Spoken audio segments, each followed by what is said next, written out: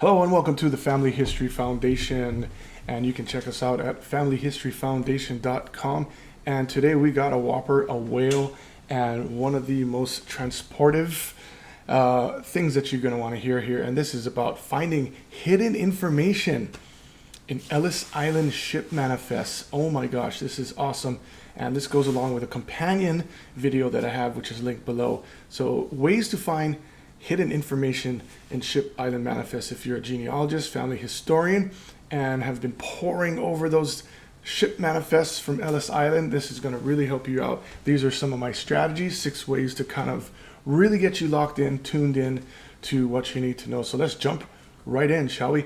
And you know, again, you might be overlooking hidden information in Ellis Island Manifest. I certainly have more than once and have gone back and compiled this obviously on familyhistoryfoundation.com just to kind of serve the genealogical community. So, you know, there's more than meets the eye if you take the time to snoop around, and you should use these techniques to train yourself. Really, honestly, use these as training devices so that when you go and encounter ship manifest, you have these at your disposal, because they're skill sets to learn basically, and they're not complex. They're very intuitive.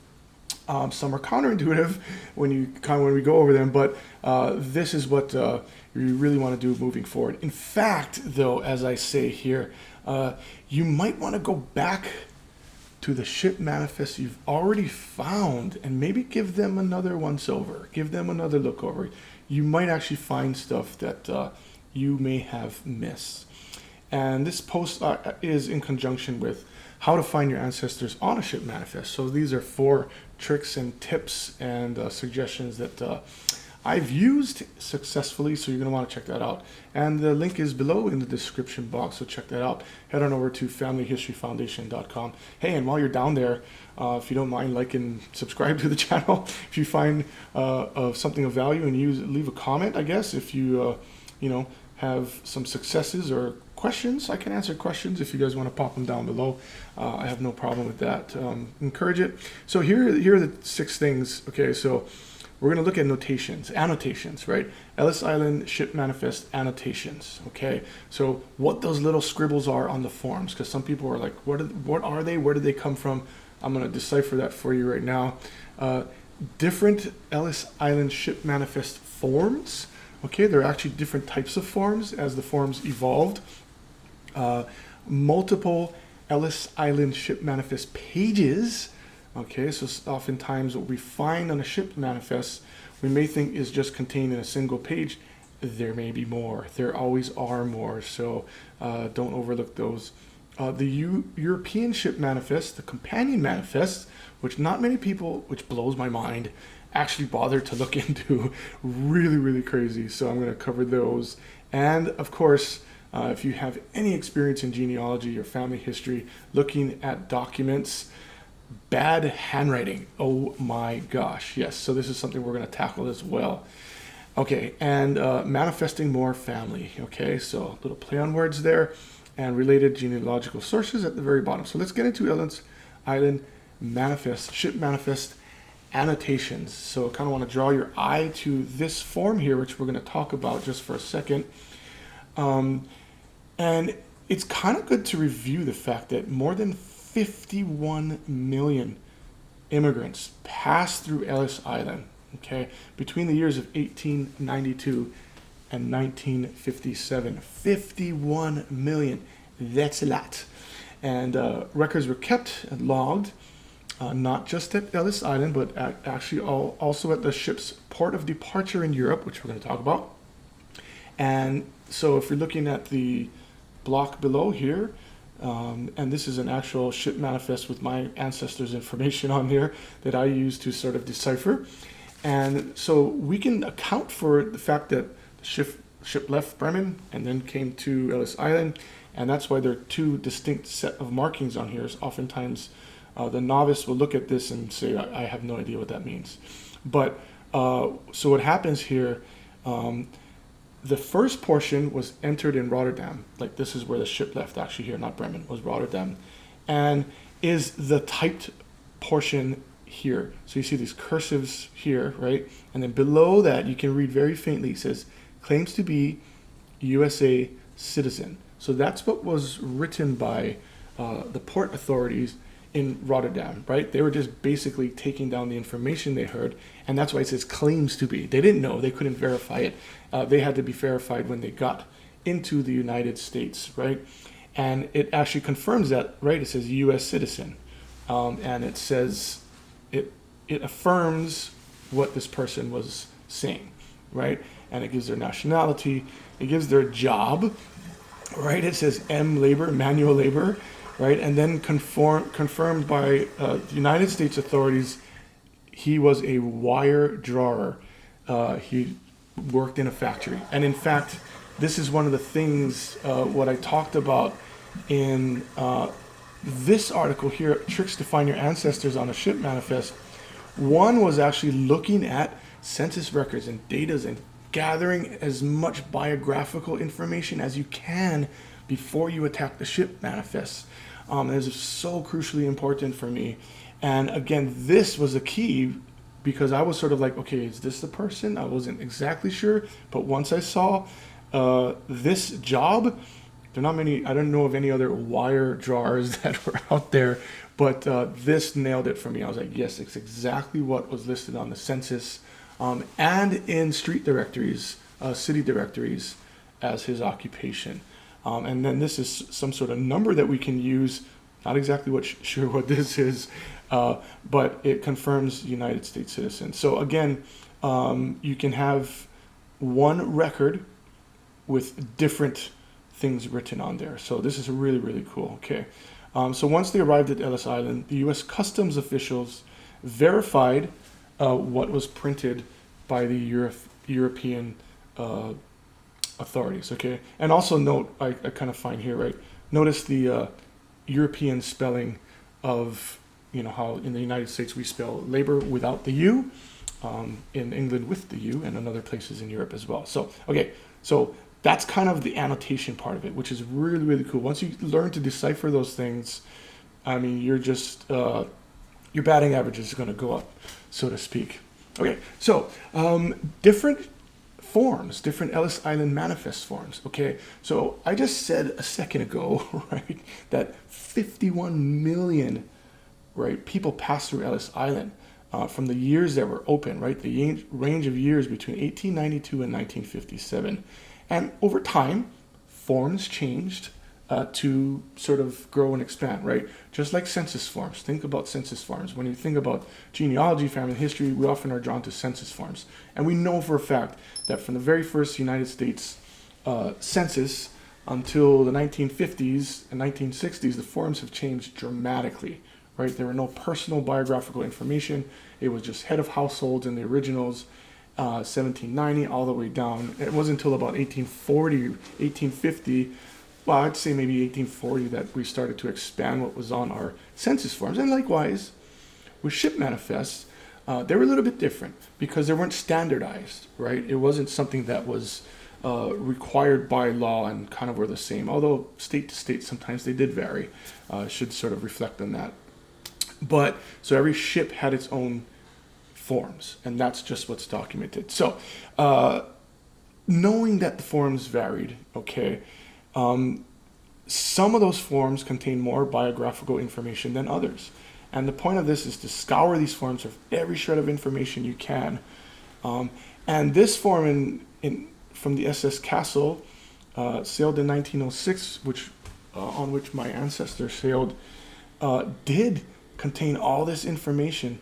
Which is kind of neat. It was like actually at the very, very end of the page, and I'd never seen this before until this time, but it tells you how tall they were, color of their hair and eyes, and marks of identification, and also place of birth where they were born. So really cool stuff. If you're looking back at an ancestor that sailed in 1906 who may have been born in the 1800s, late 1800s, and you never got any biographical information. Maybe they were tall, maybe they were short, they had brown hair, blonde hair, or whatever, right? Now you get a little glimpse of maybe who they were if you've never seen a picture of them, or you can confirm for pictures who they were. So really, really cool stuff. So pay attention to the forms, and please note that forms were different. So multiple pages, okay? And this goes back to the previous point about the forms. So oftentimes when you're searching ancestry or family search or even Ellis Island itself, those records, the corpus that they have there, all of the information was not always contained on one page. And sometimes, and I've seen this happen, and it really sort of crawls up my skin, that Ancestry even cuts off the second pages, where if you go to the Ellis Island site or even Family Search, you will have 2 pages. And this really drives me up the wall. I can't say this enough, because what you often have on the second page of a ship manifest is the biographical information. So the very kind of stuff that you want to know about your ancestors, right? So again, when you're looking on Ancestry or Family Search, I mean, this is very, very simple. Always scroll 1 page prior and 1 page forward to see if there is anything else that you can dig up on these records. And I think a lot of people I've talked to have just kind of looked at the record and accepted it or rejected it based on what's that 1 page without sort of scrolling ahead. And sometimes that requires not just, if you're on Ancestry, it goes through the record. It can just show you the sort of general synopsis of it, but actually go into the record database and look through the pages forward and backwards. So if you're doing that now, good on you, and that is awesome. So, all right, always get in that habit. Again, these are techniques that you can use to sort of every time you approach a ship manifest. And this is, again, hidden information. If you're not looking for it, it's hidden, okay? Number 4, European ship manifest, as I have alluded to just in this video and others. An often overlooked source of information are the companion European records for Ellis Island records. So, for example, if a ship left Bremen and sailed to Ellis Island, then the German authorities would keep their own records, as would the United States authorities. And it just makes sense, right? It's a matter of course and protocol. And I found these to be very useful, the European records, or the German records specifically, as they often contain information that the U.S. manifests either don't have, right, or actually more legible. So this will tail into number 5, but I really have enjoyed reading the German records because, man, they have nice handwriting and it's so much easier to decipher. You may have to learn a few words, right? German manifests, or searching Italian manifests, or records from Italy or from France, whatever. But which is easy. We have Google Translate, and I have a link in the article, and you can find things online super quickly nowadays, okay? So get to know a few of the words that'll help you. And so, number 5, the handwriting thing. Search the European manifests, and I think Family Search has those. Ancestry should have those, although it may be a bit of a faff to go find them. I mean, you have to dig. Ancestry's search algorithms. Comment below if you actually are as frustrated as I am with Ancestry search algorithms just throwing stuff at you in sort of, in orderly sort of way. Sometimes one of my top tips I always talk about in genealogy is I just go to Google and I search records using Ancestry's site. And then I find stuff faster. But anyway, that's something that they need to work on. And so, again, whether it's Ellis Island ship manifests, whether it's census records in genealogy and family history, looking at land documents, translating deeds, I mean, there is no getting around trying to decode bad handwriting. There is just no way around it, and you're going to have to really sort of get yourself psyched up when it comes to old documents. And Ellis Island Ships Manifest are no exception, okay? And this is a snapshot of something that I'm actually still working on. I have not successfully transcribed this whole thing yet. I've gotten most of it, but there are parts that are really sticking for me. And this is a copy for a great grand uncle that has been sitting in my files well over a year.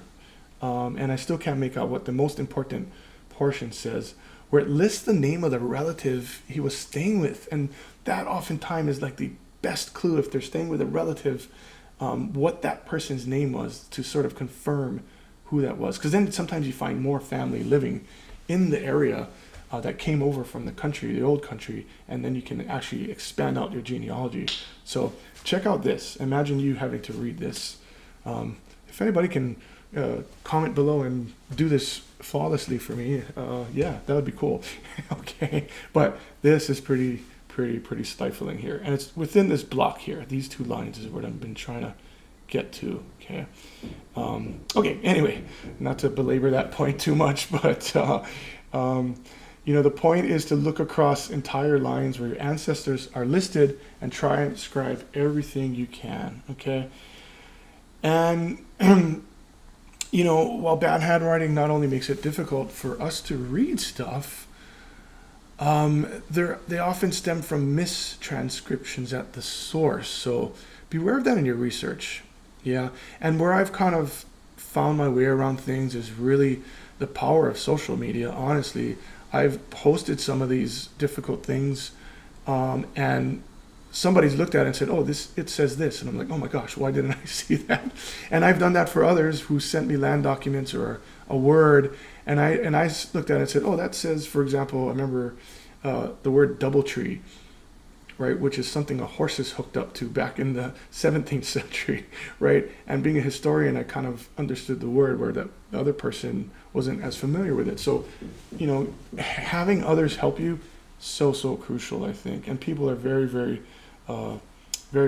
forthcoming and awesome. Yeah. So ask for help, and as always reciprocate, as I was taught growing up. Offer your assistance to others with their queries. Okay. And with while you're doing that, speaking of that, one of my top tips is to make a note of these things that are maybe wrong, and then offer it. Take your time to go back into Ancestry, and you can edit documents and suggest edits and go back so other researchers can have the benefit of that. And this is a snapshot below here of where it was listed as 1904 on the immigration record. Well, in fact, it was 1902. You can see here, you would this looks like a 4, right? You would just say, oh yeah, it's 1904. When in fact, this is actually a 2, right? Look really closely and you can actually say, yeah, that kind of looks like a messy 2. But so I went back on Ancestry and I entered in the edit so that other people would not be sort of stuck as I was. Okay, so manifest more family, and this is kind of a crucial thing here. The greater your persistence in genealogy and family history, the greater the payoff, right?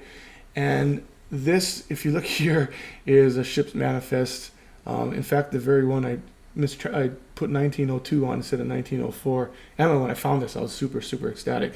But I hit pay dirt. I found 2 people on here, not just one, because where this red line is the person I was looking for, but where these arrows are was another person, right?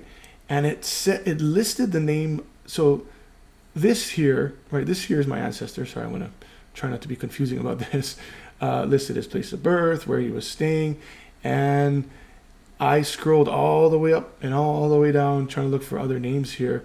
And then I found another person with a name unfamiliar, but it listed my ancestor here as a brother-in-law with the same address that they were going to. How crazy is that? So if I had not taken the time to look up and down this manifest for similar places of birth, similar names or destinations, I would have totally missed this. So this is a whole nother piece of a family puzzle that I get to figure out, and it's super amazing because it says brother-in-law, and now you got to figure out who did they marry, how were they related, and you can expand out from there. So really always top tip to manifest more family, use the ship manifest. Okay, and I always, again, to me, my go-tos on a ship manifest are the town, like where they came from. That's so crucial. Especially if your folks, your ancestors came from big cities, it can clue you in. But man, if they're like mine and came from rural farming villages, of like a few hundred people or less, if you have the same name during the same time period, chances are they're gonna be family. And then also the name and the same address as their destination. Okay, and that's about it. I mean, I have related genealogical sources down in the article, and you can head over to familyhistoryfoundation.com to check that out if you want. And again, thank you guys for listening very much, and I hope you enjoyed this. Leave a comment, like, subscribe, all that sort of jazz. If you feel like this has been beneficial for you, leave a comment. question. If you have a question about any of this stuff, I'll be happy to answer them. And as always, have a fantastic, fantastic day, and take care.